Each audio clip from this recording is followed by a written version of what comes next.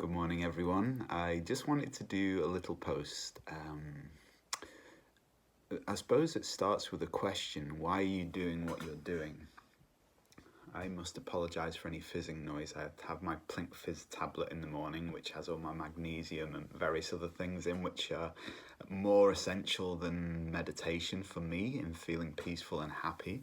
I think we can overrate spiritual practice sometimes, if someone says, that meditation is the ultimate goal of happiness, I say to them, try not going to the toilet for 24 hours and find out if your priority is to meditate or go to the toilet, which will lead to the greatest sense of ease and happiness.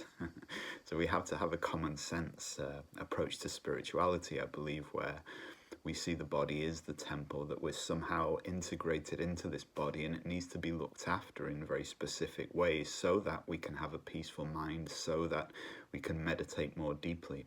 Anyway, I've gone off at a tangent there. So I often encourage people to explore, why are you meditating?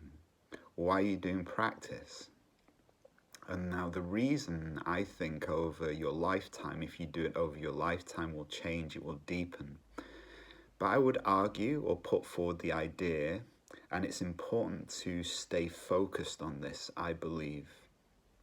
You're doing it because you want to be happy. You want to be peaceful.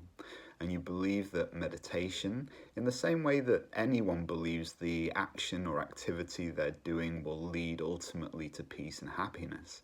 Some people believe that invading another country, that making billions of pounds, that doing all kinds of activities will lead to peace and happiness, which is, or at least a sense of freedom from the suffering of not having those things, or the tension that comes from the belief in needing, the belief that we need those things.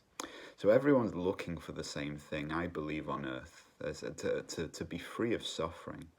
It's simply that the spiritual realm, if you like, these philosophies, they say, the good news is it's easier than we think. It's much easier. We don't need to be a millionaire.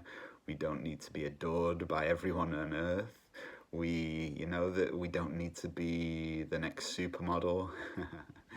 we don't need to be the top of the heap of something to achieve that. It says that happiness is our nature. So then it's useful to remember that in relation to spiritual practice, because if we forget that, then subtly we can use meditation as a new form of self-hatred. And I did this for years by the simple idea that I was meant to become something else, maybe something more enlightened, maybe more adored. Maybe meditation would attract me followers, make me a millionaire, maybe. And so secretly, even below the surface of my consciousness, I was really meditating to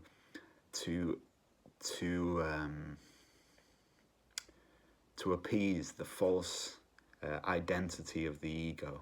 And this can be done so subtly with yoga. Do we want to be the most flexible person on earth? In Tai Chi, do we want to be a great Sifu, a great master? This usually means that we're doing these practices not from a faulty idea of what happiness is, and in the belief that those practices will lead to that experience. So I often say, always remember that why you're doing your practice. Keep that in mind. Keep in mind that you really want to be free of suffering. You want to feel at ease. And when I say happiness, that's a broad word. We could just say free of suffering, at ease with ourselves, to feel good in our being. These are, I believe, the reasons we do everything. So, have a beautiful day. Have a beautiful meditation.